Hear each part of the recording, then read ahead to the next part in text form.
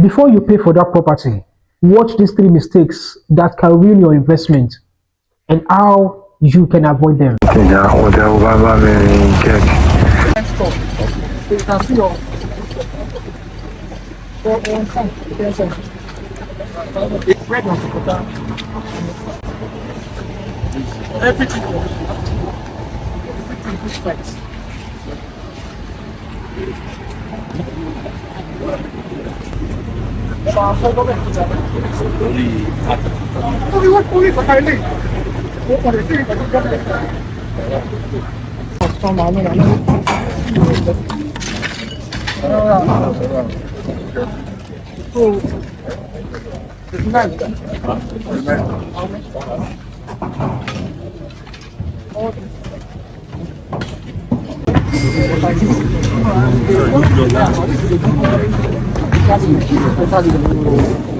This is it. Yellow to Look at what you have done today. That's why I say I'm not going to the beginning. This is where my signature takes. I won't touch whatever is on the alignment.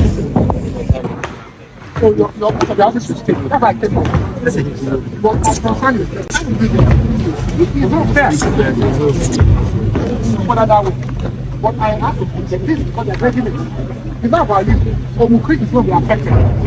It's the major discharge point for the whole of this area. Lekki are going to be affected. It's 45 kilometers. Now looking at yourself here, if you go upstream, you see the impact of this particular river here. But you operated it here. That's why you have a recourse in law to whoever sold it to you. To a point here, that's why it came. If you are in doubt, this is a digital footprint of it. I didn't do this myself. If there's a way we can also There is no way. What I can do is, whatever I can salvage, what I will salvage. But this is what like alignment that will take it.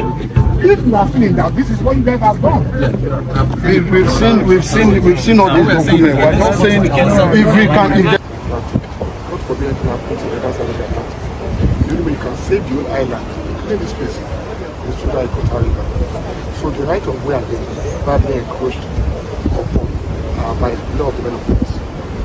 There are systems 156, 157, 44 and 44A, even 44C, 46, they're all discharged to the Ikota River. So now they have narrowed it down at those points. And also they were impeding on the bank of the Ikota River. It's really a sad moment to see people's investments go down the drain in just few seconds. It's really sad. So why these houses were being demolished is that, number one, the buildings were too close to the Ikota River, because many of the houses sat directly on the river right pathway. They were building on next to the river, that is the canal part, which is supposed to be a free place for the water channel to pass through. And the developers were even sand-filling part of the path so that they can build extension of these duplexes on it, which is above beyond the government layout.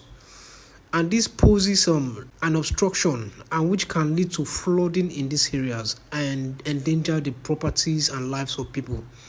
So the government had to come around to take action to restore the parts which were blocked, which the developers were building on, in order to protect the citizens. And this is why the government had to issue warning to the occupants of the houses before the demolition took place. The thing is, in every layout, the government have their own restricted areas, and these developers sometimes they used to go beyond what is allotted to them. So who do we blame in these areas? The truth is, everyone that is involved in this demolition, they have their own side of the blame.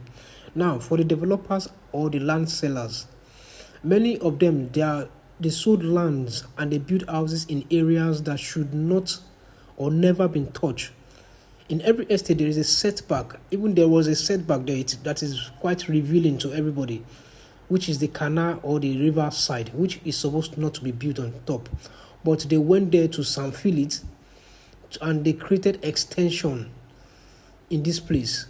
And even some of the sandfilled water channel, they had to create more plots in that area which they sandfilled, which is against the plan, and this caused flooding in that area. Now, we can blame the government agencies, both the past government and the present government, because some of the government officials, they approve layout, they approve permit, and they sometimes they look the other way around. Why all these illegal constructions are being built, they just look away from it. Sometimes most of these developers, they go back door to get their permit. They pay money legally and they get their permit.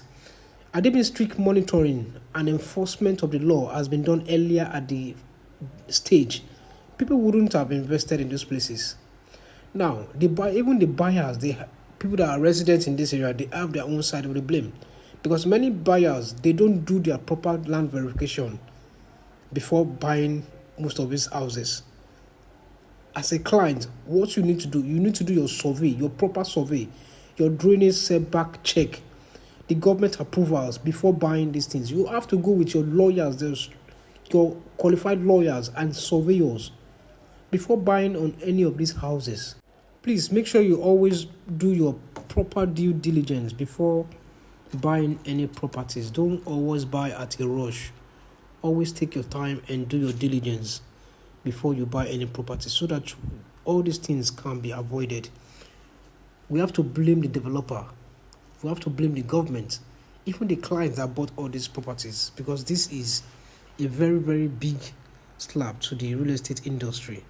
Because how long are we going to be sitting down and be having demolition everywhere and there? It is not about tribalism. It is about doing the right thing at the right time, which the developers have not done in the case of this oral estate extension.